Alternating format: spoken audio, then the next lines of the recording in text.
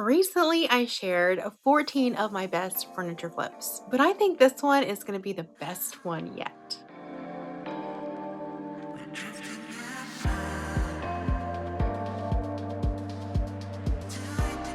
Hey there, my name is Naomi. I am your Latina next door. Welcome back to Mi Casa, where I share high-end home decor and DIYs on a budget, as well as extreme before and after room transformations.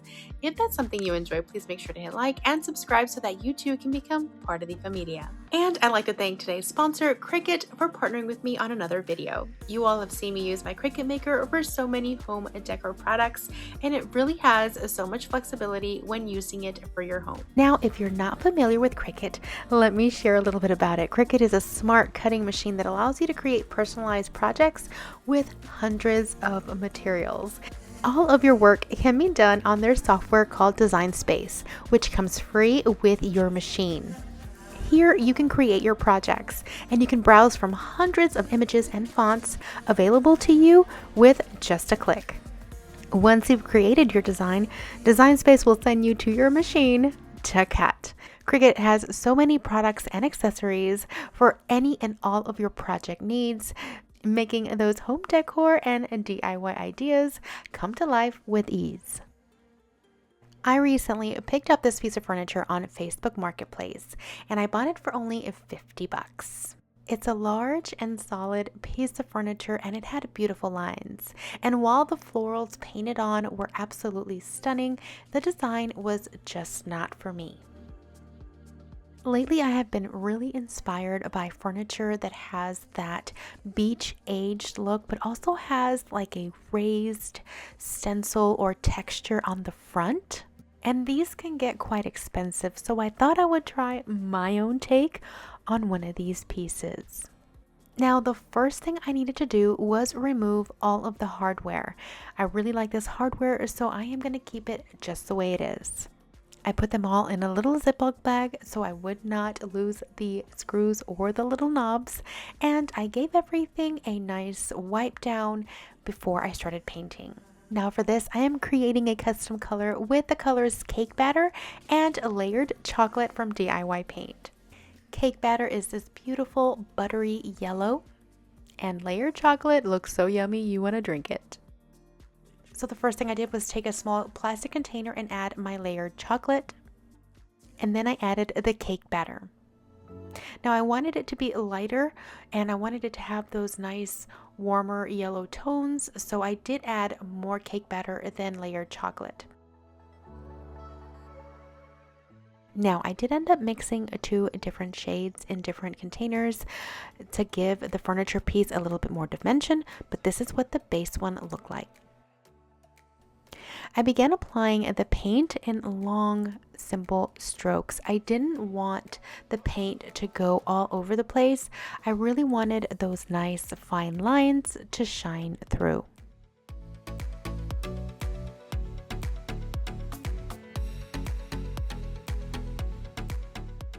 For the top of the piece, I ended up doing long strokes from one end of the piece to the other.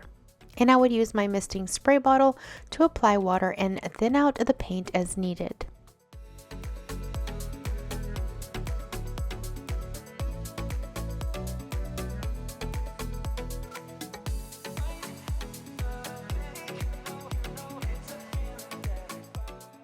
I made sure that all my strokes were nice and light, not too heavy with too much paint, and then I went in the same direction for the face of the drawers as I did with the top.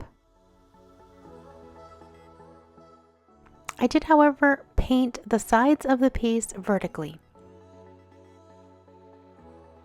Then for my second shade, I took some more of the cake batter and added the color that I had already pre-mixed to create more dimension. Then what I would do is I would dip my brush in both the old and the new color, and I would spread it across the surface of the furniture for my second coat. And as you can see here, it gave it a beautiful textured dual tone throughout.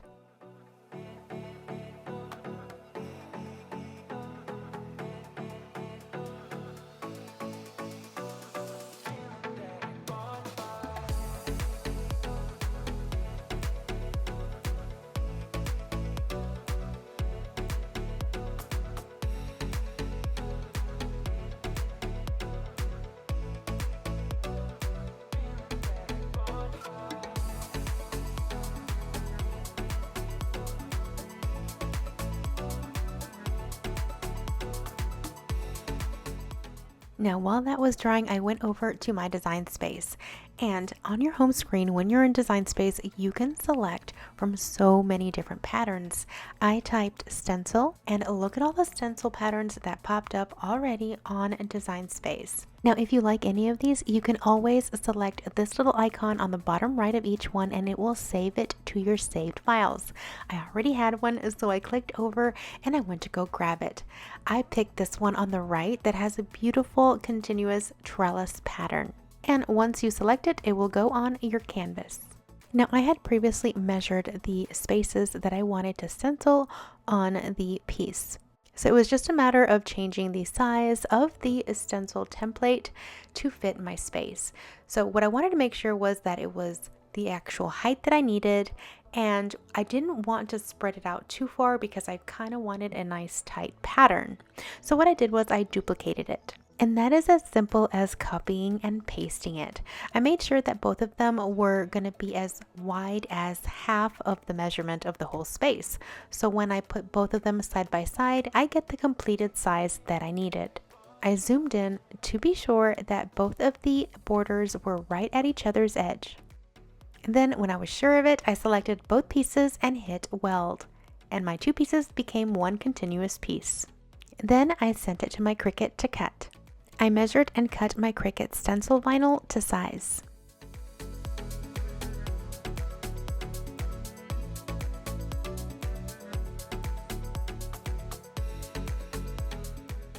Once the pattern was cut, I began to weed it.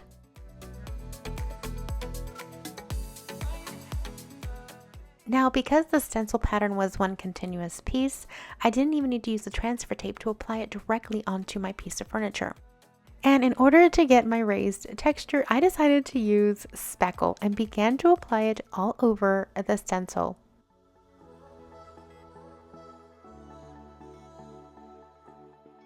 I smoothed it out a little bit with a damp paper towel, and then I gently removed it from the surface.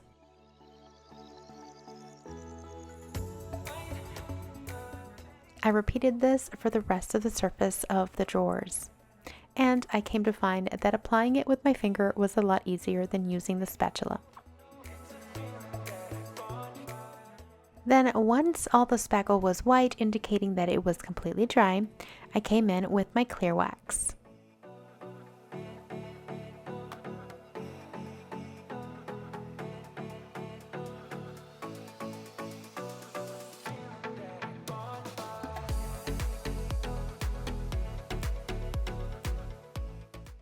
For my wax application, I decided to go in the same direction as my original paint strokes.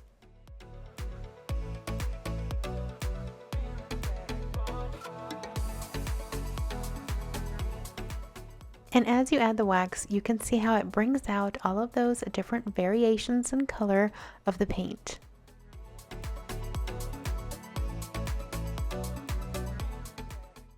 Once I had applied all of the clear wax, I came back in with white wax on top because I wanted to give it again that aged beach look, and I wanted it to look weathered. And I began adding it and then wiping it off slightly, making sure there was variations wherever I added it.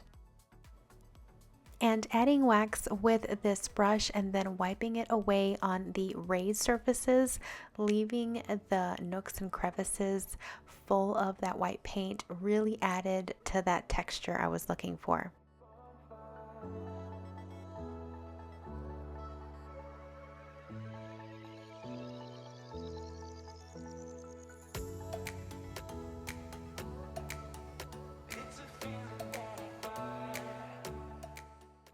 For the deeper creases in the wood, I would apply wax with my fingers to get it right in there, and then I would spread it out with my brush.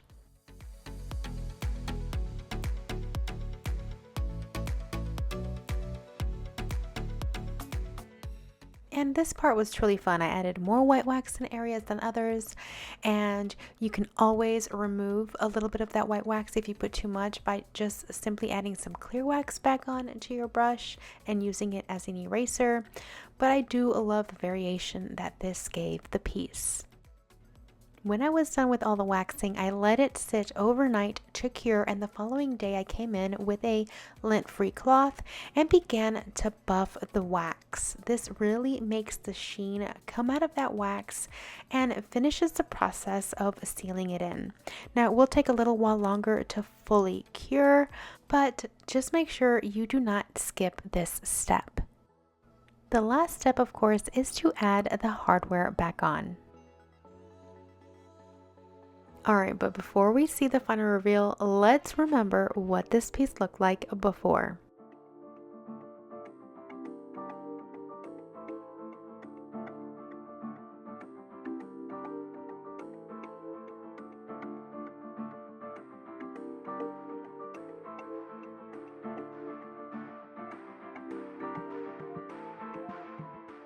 That elevated texture is subtle, but it is there, and it is a nice little surprise when you brush your fingers across the surface of each drawer.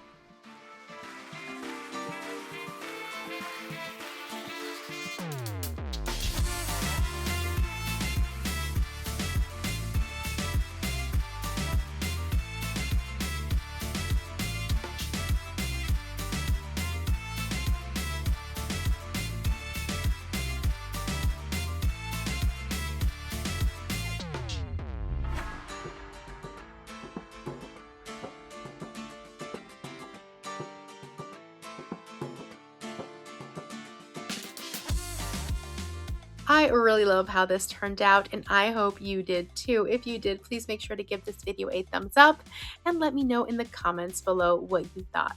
Thank you so much to Cricut for partnering with me again on another video. I have links to all the products that I use in my description box below. I will see you all next week with another home decor and DIY video. In the meantime, you can check out more videos here that you might enjoy, and I will see you soon. Until then, adios.